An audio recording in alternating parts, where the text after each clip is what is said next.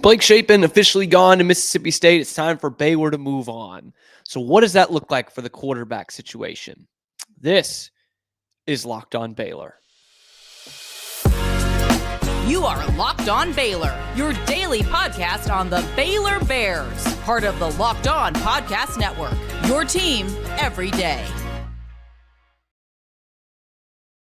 Thank you for joining us for another episode of Locked On Baylor, brought to you by PrizePicks. I'm your host, Cam Stewart, and today we're talking about a little bit of change in Bear Country, which we knew was coming. But to recap you over the weekend, of course, Thursday afternoon, Jeff Grimes announces that he is going to be the new OC for Lance Leipold at Kansas.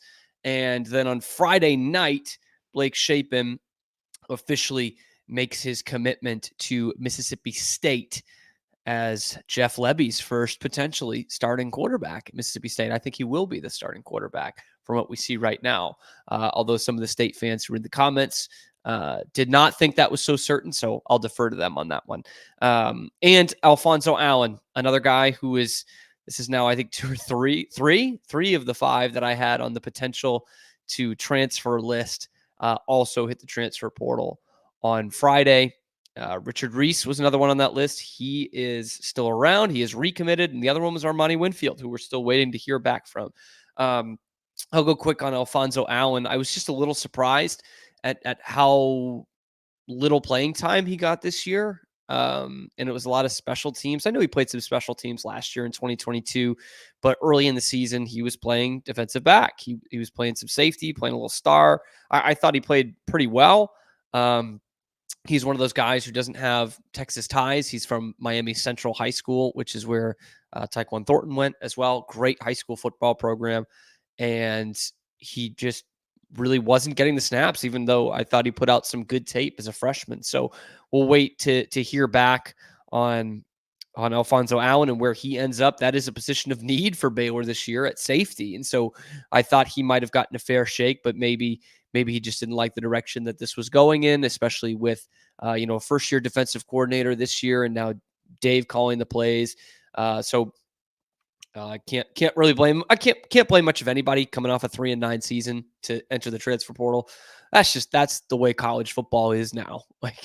And I know there are plenty of people listening to this and watching this that are screaming right now because that's not how it should be. Yeah, it shouldn't, but that's life. Adapt or die. This is what college football is now.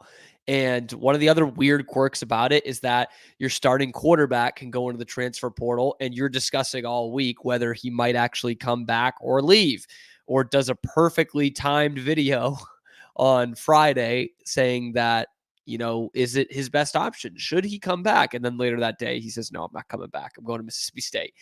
And that was the case with Blake Shapen. I am interested to see actually how Shapen does in that offense. And I bring this up on the Baylor show because it is the Baylor offense somewhat that we all loved 10 years ago, that Briles style of offense. Obviously, Lebby was an assistant here at Baylor, as well as being Art Briles' son-in-law. And if you think Art Briles shouldn't be coaching anymore, Jeff Lebby probably shouldn't either. I actually think his hands are just as dirty, if not more dirty, than Art. He and Kendall had a lot to do with this sexual assault scandal, and but that's neither here nor there. He's the head coach at Mississippi State now, his first head coaching job, and the first big name he goes out and gets is Baylor's starting quarterback. And that offense, that kind of the veer and shoot, is a little bit different, as any great offense would be from 10 years ago. Josh Heupel still runs pretty much the same thing, the same veer and shoot offense, which he's now obviously at Tennessee. Lebby was his assistant at UCF. And Lebby's offense now has a little bit more RPO in it than Briles did about 10 years ago, which had very little, although they did run the ball very effectively. But it definitely goes more RPO, which I think actually will favor Blake a little bit. I think he makes good decisions when he's out there and he's getting chased down. I think he's a good decision maker. And in terms of the tempo of things, we saw Shapen do pretty well with an up-tempo offense this year. Now, we only saw it in spurts, the up-tempo-ness of it, not necessarily the success of it. but we only saw it in spurts, and it is tough to do. Weirdly enough, it's tough to do when you're behind. I know that sounds counterintuitive or counterproductive there. It's like, if you're going faster when you're behind, shouldn't that be better? Not always, because it does lead you into some more mistakes, which can really compound, and you want to be somewhat conservative. A lot of the time when you are behind, there are times you got to cut it loose. Anyway, I thought Blake was pretty good with the up tempo this year. And the way Lebby's offense is run now is it's not, I say not tempo for tempo's sake, like you saw from 2011 to 2015 here at Baylor, which obviously worked out really well. No critique on that. But it was just everything very, very quick. Quick to the line, quick to line up, quick to beat your guy off the line of scrimmage, quick throw, quick read. All of that. Quick, quick, quick. Now with Lebby's offense, it's still quicker than most, definitely quicker than what Blake Shapen's used to in the wide zone. But it's not tempo for tempo's sake. They are willing to slow it down a little bit to get the right personnel out there, and kind of using the mindset of, if I'm going quick 1000% of the time, then the defense isn't going to be able to react. But then again, if I'm still going fairly quick, but putting in new personnel in there, then those are extra things that the defense has to think about. They don't just think about 4 verticals. They don't just think about the screen pass. They don't just think about a draw play. They have to think about all those things in still a quick amount of time. So that's, I think, the big adjustment that Lebby has made. And so that, I think, will play more towards Blake's strengths that we saw this year of playing an up-tempo offense, but keeping it fairly balanced. So that'll be interesting to see, but I know this is a Baylor podcast, so I'm looking at what this means for Baylor, and I'm going to get more into Sawyer Robertson here in the next segment, but I think it just changes the mindset a little bit of going from a depth guy to one that can really compete for the job, which to me means you're basically in the same boat as last year. Even though a lot of people wanted someone to come in and be able to replace Shapen right away, in reality, that was going to always be tough to do for Baylor for a wide zone offense. That was always going to be tough.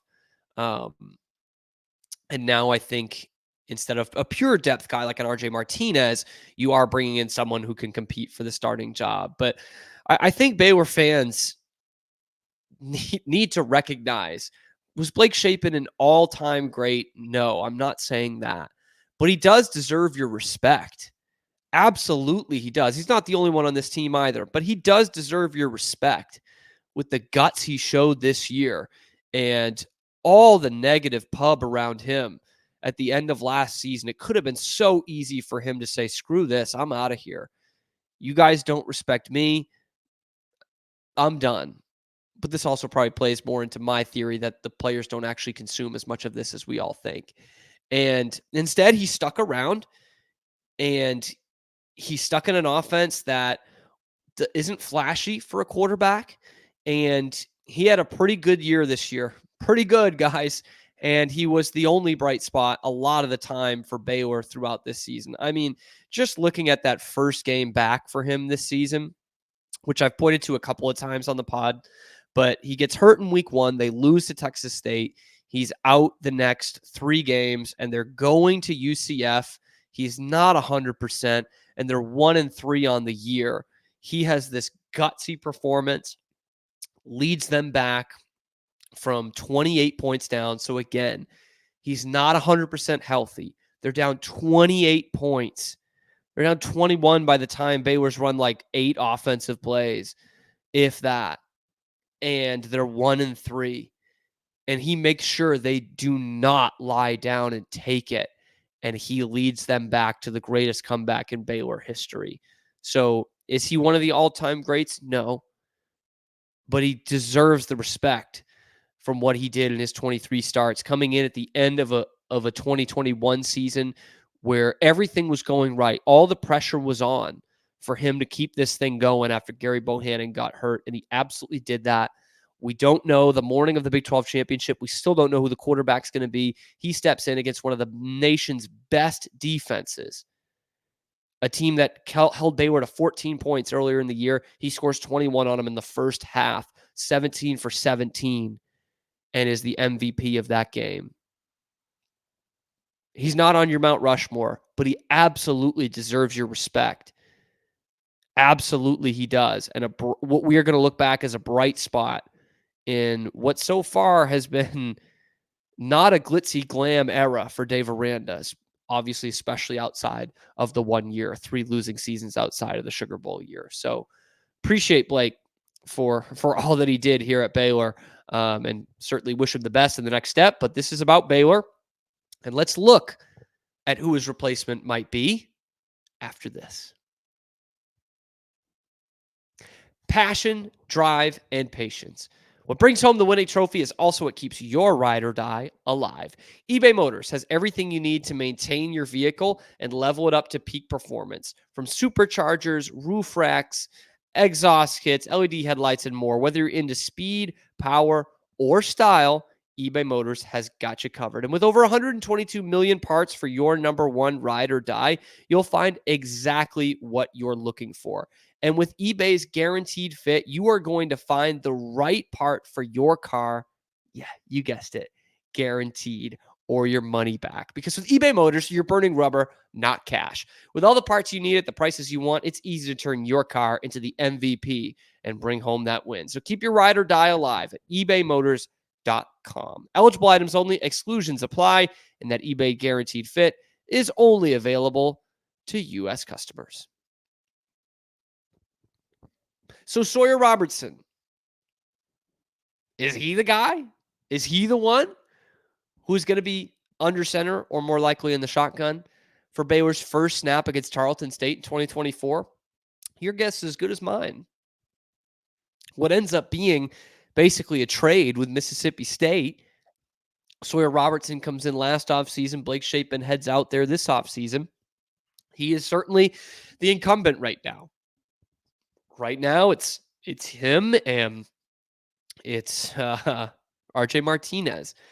And the only offer that we've heard about that Baylor sent out to a quarterback in the transfer portal as of the time of recording, Sunday, December 10th, is Matthew Saluka from Holy Cross. Now, while I am intrigued by that prospect, I don't know that he comes in and is the starting quarterback. He'll be pretty good, though, no matter where he goes. So is Sawyer Robertson the guy? If I had asked you that question a month ago, you would have said, good Lord, I hope not, because of what you saw from him in the first 3 games that he played in the 2023 season. But after that West Virginia game, albeit a heartbreaking defeat, you might say, maybe this is the guy, and maybe we'll be all right. And I think that's probably the way to look at it. Right now, is he your guy? If the season started tomorrow, yes, he is. But we got a lot of time. But he did show some impressive things in that last game. He was, I think, 17 for 19 in that game. He rushed for 33 in that game. He threw for over 200 yards in that, which I know is not, setting the world on fire. But for him and his struggles early in the season, that was pretty good. Threw a touchdown in that game as well. And so the numbers don't jump off the page at you, but what you saw in late August, early September versus what you saw at the end of November was a big difference. And what you saw in both stretches was the ability to throw an accurate deep ball. I think that was a 35-yard touchdown pass he had to Keytron Jackson in the West Virginia game. But even a couple ones that they dropped both in that game and early on in the season, he can lay it in the bucket, man. That is very much a quarterback that you would have saw on the recruiting trail for Art Briles and Jeff Lebby and Kendall Briles 10 years ago. He would absolutely fit into that style of offense. And let's not forget, he started at Mississippi State because he was recruited by the late Mike Leach. So he was air raid all the way. And I've even seen some comments this week that, he can't get the ball down there. He's tall, but he's slender. I'm like, can't get the ball down there. Threw for 12,000 yards in high school as a 4-star prospect. I know high school is high school, but not just everyone just throws for 12,000 yards. Yeah, that would be like 4,000 a year based off his starts. 12,000 yards, man. I mean, this kid can sling it. Now, it's been a hiccup to start his college career. Sure, he's 1 year at Mississippi State, and then the guy that recruited him dies unexpectedly, and he hits the transfer portal. He comes to a place that had some people scratching their heads, some people that knew him, because he goes from an air raid to a wide zone offense, which absolutely does not fit his skill set. And in the 3 games that he replaces Blake Shapen early in the season, he clearly gets hurt. Gets an ankle injury. We saw it, I believe, in the Utah game. Saw a play that might have done that to him, and he was not quite the same after that. And so this kid just hasn't been able to really get off the ground yet in his college career. In fact, the closest that he came was that game against West Virginia. But there is nothing from me that says he can't be the guy. Again, looking at the offenses he ran in high school and how effective it was, he is built for the spread offense.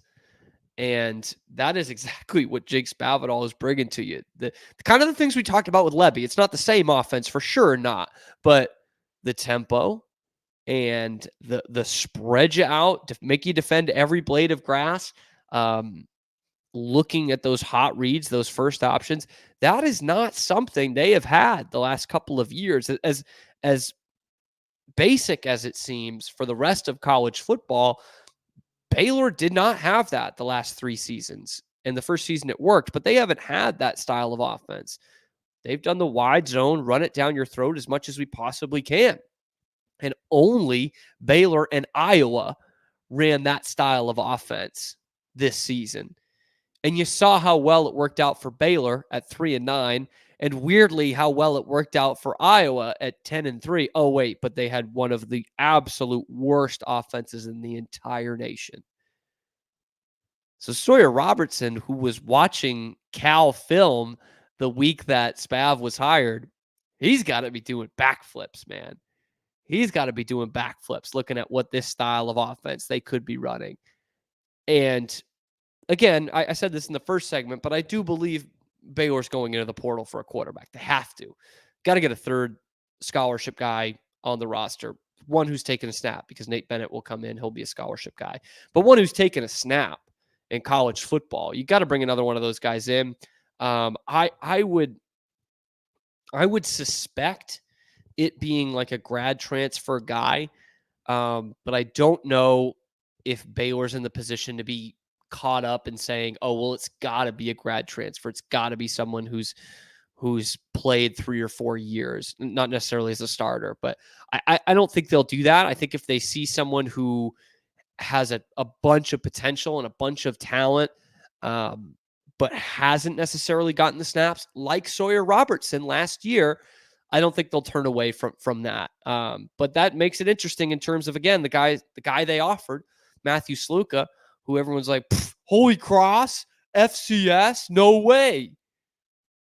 Well, A, Baylor was 3-9. Beggars can't really be choosers. And B, some of the best programs in the country are going after this kid. And C, he's a 3-year starter, 3 mega productive years, conference player of the year, FCS semifinals last season.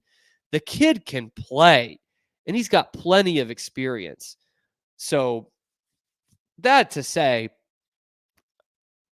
I think they're more likely to bring in someone like that, maybe at the FBS level too, more so than I think they will be able to bring it, or will be bringing in someone like a Sawyer Robertson, who has a bunch of potential but hasn't played a lot. The name that keeps popping into my head for you Baylor fans from 5 or 6 years ago now, Jalen McClendon from NC State, or a New Solomon from Arizona. Hopefully better than those guys, especially a new, but one of those kinds of guys, a grad transfer type of quarterback to come in. But right now, if the season starts tomorrow, I think Spavital can work around Sawyer Robertson and whatever deficiencies he has.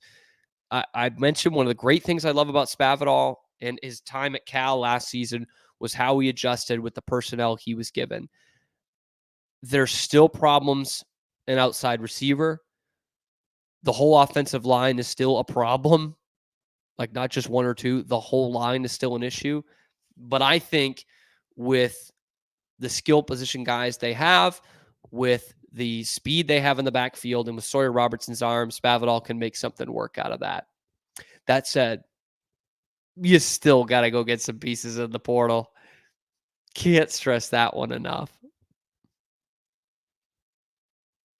Today's episode is also brought to you by PrizePicks. Okay, it's my favorite way to do daily fantasy sports. It's the largest daily fantasy sports platform in all of North America, and now with basketball season here, there's so much to make your money's worth off of, and you can combine football and basketball, which is something I love to do. So you could do something like LeBron James, NBA Cup champion, plus Travis Kelce at a 10.5 point or 10.5 3-point plus receptions combo. And you're glued into both those games, and you're making money off both those games. And you can also see what Meek Mill's playing. He loves to do it. You can find it under the community tabs and see what he's betting on this week. And my favorite part, PrizePicks offers a reboot policy so that your entries stay in play even if one of your players gets injured. So for football and basketball games, if you have a player who exits the game in only the first half and does not return in the second, that player is rebooted. PrizePicks is the only daily fantasy sports platform with an injury insurance policy. So go to prizepicks.com/lockedoncollege and use the code lockedoncollege for a first deposit match up to $100. That's prizepicks.com/lockedoncollege and use the code lockedoncollege for a first deposit match up to $100. PrizePicks, daily fantasy sports made easy.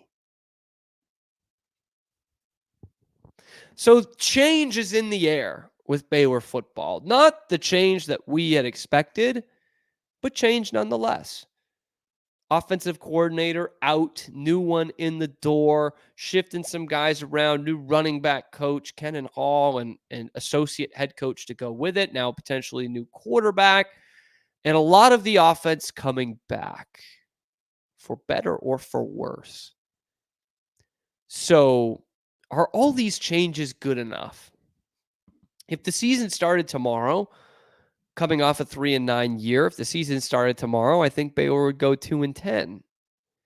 Good thing the season doesn't start tomorrow. There's obviously some sort of optimism here, right, in the offseason. It's been over 2 weeks since Baylor lost a football game. So everything's speculative whether it's good or not. So you can look at it half glass full, half glass empty.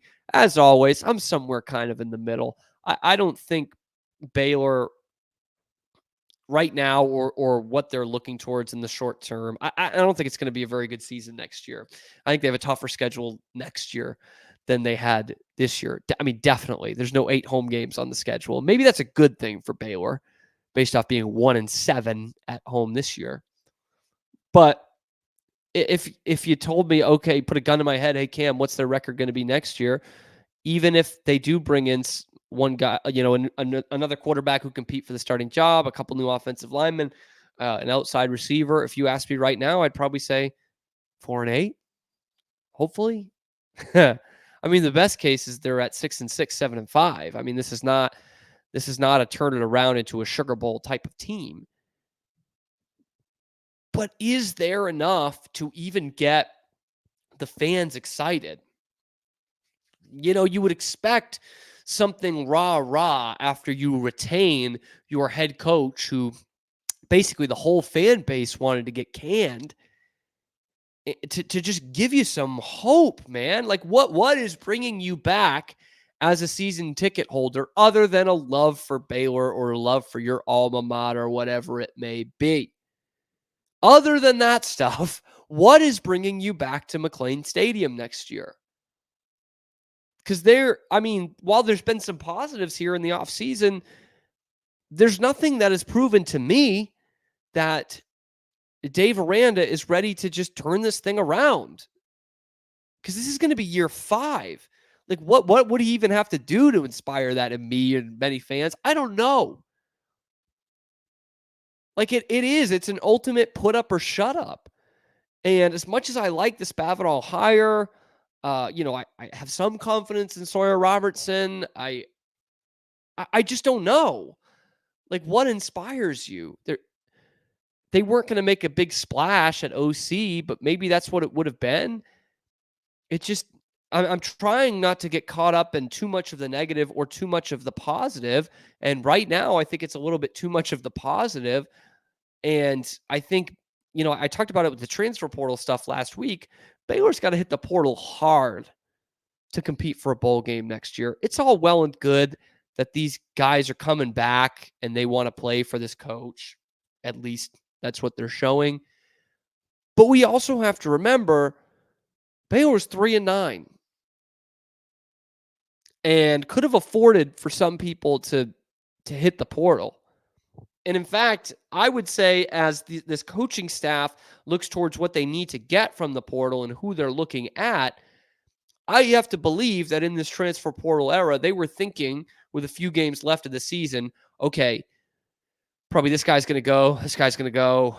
Here's how many we're going to have at this position. Here's how many scholarships we'll be able to have at this position. And right now, they've only had 4 guys hit the portal, which is like, I don't know, a quarter of what's hit at Kansas State, who had a much better season than you. So I'm wondering if it becomes a scholarship issue at some point here. The NIL is one issue, but whether they'll have enough scholarships or roster spots to bring the guys in that they want to make a jump into next year. And maybe I'm looking at that too negatively, that there's too many guys coming back. But these were the guys that brought you to 3-9. I know a lot of them were young, but you got to get some veterans in there. Like, there's a reason why there were so many young guys. It's because Dave couldn't recruit the last 2 classes. And here we are. Not like it's this freshman class anything to write home about this year. I hope I'm wrong, but that's the reason why you had so many freshmen out there this year, is because you couldn't recruit the other classes. So let me know what you think. Am I being too negative about this? Do you believe in Dave Aranda going into next year? Please tell me what you think. And what's bringing you back to McLean? You season ticket holders, what's bringing you back to McLean and renewing those season tickets in the Dave Aranda regime? Let me know down in the comments below. Each comment helps. I really appreciate you guys who do it just for the algorithm as well. I'll take that. But be sure to like and subscribe, share. You can find us on Twitter at Locked On Baylor. And we will be back again with some more transfer portal targets. Looking at this week, as we have an empty week of Baylor athletics. So got to think of something. But be sure to join us tomorrow. We'll have some more targets in there and give you all the breaking news as soon as we can here on Locked On Baylor.